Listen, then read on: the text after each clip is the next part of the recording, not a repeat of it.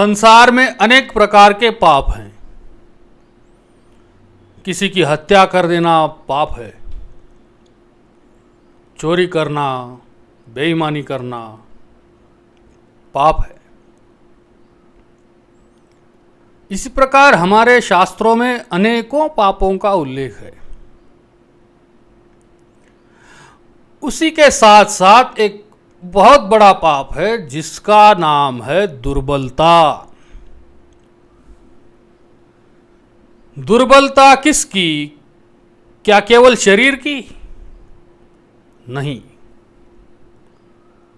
शारीरिक दुर्बलता के साथ ही मन की दुर्बलता, मन का कमजोर होना, आत्मा का कमजोर होना, यह मनुष्य के द्वारा किया जाने वाला एक बहुत बड़ा पाप है। क्योंकि इस दुर्बलता के साथ बाकी सारे पाप धीरे धीरे मनुष्य के चरित्र में प्रविष्ट हो जाते हैं। यह दुर्बलता ही सब प्रकार के पापों की जननी है।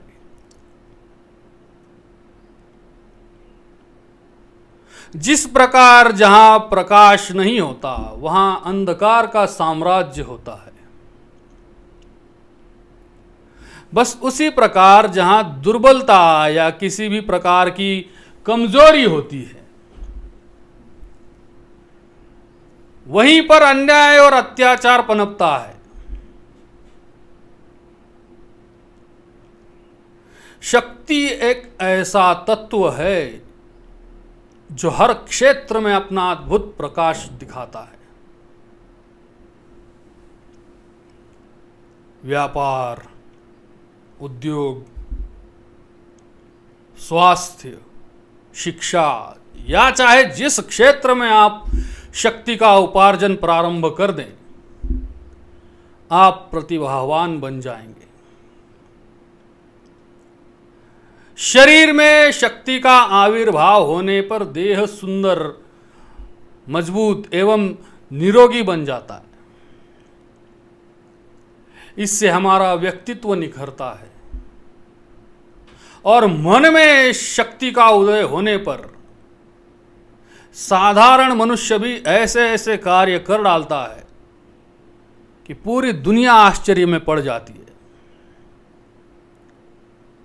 बड़े बड़े महापुरुषों के किए हुए कार्य अपने मामूली शरीरों के द्वारा ही किए हुए हैं।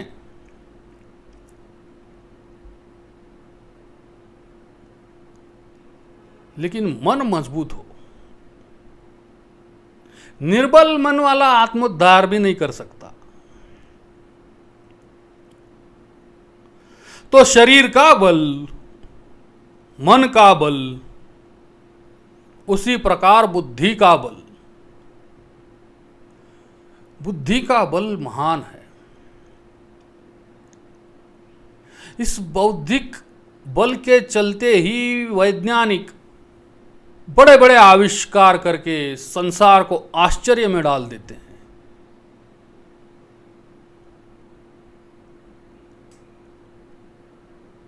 तो इस बल से, इस सामर्थ्य से हमारे आसपास का वातावरण भी दिव्य बन जाता है।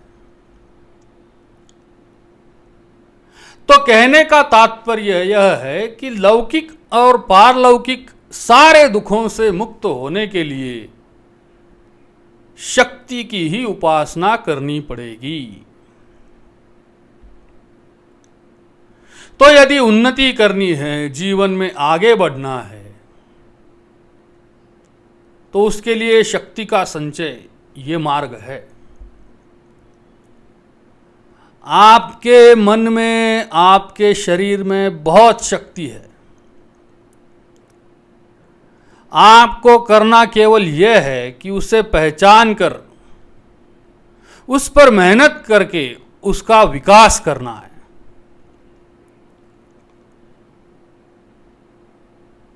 यह हुआ व्यक्तिगत तौर पर।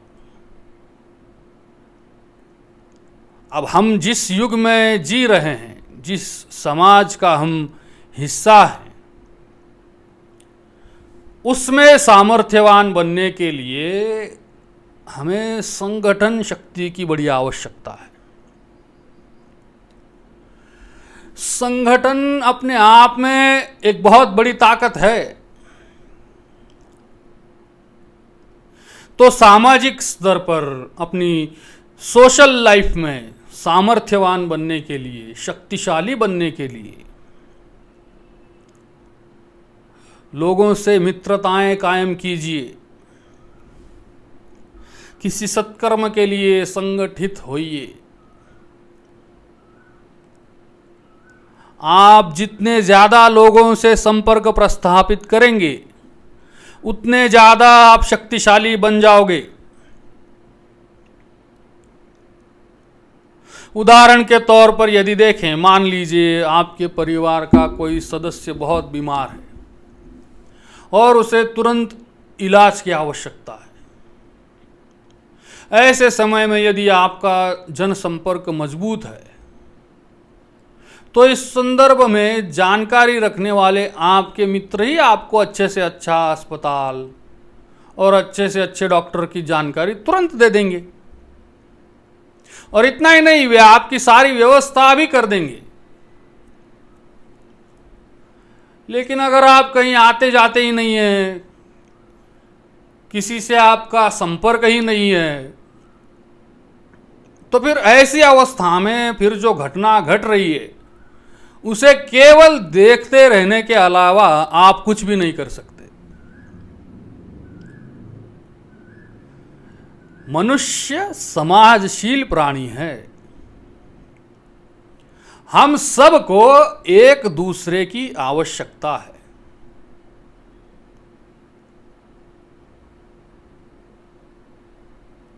परस्पर निर्भर है। कोई भी मनुष्य अकेला अपना जीवन यापन नहीं कर सकता। उसे लोगों की आवश्यकता तो पड़ती है। आपके घर में यदि विवाह का कार्य हो तो आपके मित्र ही आपका सारा काम कर देते हैं। उसी प्रकार जब किसी मित्र के किसी काम में आप भी मदद करते हैं तो प्रेम बना रहता है। ये परस्पर साहचर्य और परस्पर सहकार्य की भावना वृद्धिंगत होना आवश्यक है। कहते हैं अमित्रस्य कुतः सुखम, बिना मित्र के सुख कैसे मिलेगा। संकट के समय में आपके मित्र, आपके प्रेमी ही आपके काम आते हैं। तो इस संगठन का बल हो, लोगों से मेलजोल हो। इस मेलजोल से एक ऐसा केंद्र स्थापित हो जाता है जिसमें सब एक दूसरे की सेवा, सहयोग, सहायता देते हैं और इस पारस्परिक आदान प्रदान से मनुष्य की शक्ति बहुत बढ़ जाती है। आपके जीवन का जो भी उद्देश्य है उसे पूरा करने में जी जान से जुट जाइए। हर समय उसी का चिंतन करिए और आगे का मार्ग खोजिए। परिश्रम और कठोर परिश्रम आपकी आदत बन जानी चाहिए। इस बात को कभी भी मत भूलिए कि आपका कोई भी मनोरथ, कोई भी सपना शक्ति के बिना पूरा नहीं हो सकता। अपने कार्य से लोगों को जोड़िए। इस बात को पक्का ध्यान में रखिए कि आप अकेले कुछ भी नहीं कर सकते।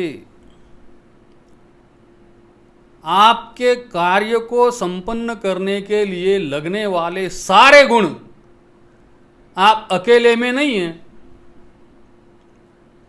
इसके लिए आपको लोगों की जरूरत पड़ती है। सब कुछ आप अकेले नहीं कर सकते। और जब लोगों को आप अपने कार्य के साथ जोड़ लेंगे तब जिसमें जो गुण हैं जिसकी जो योग्यता है, जो खूबी है, टैलेंट है, उसका उपयोग करके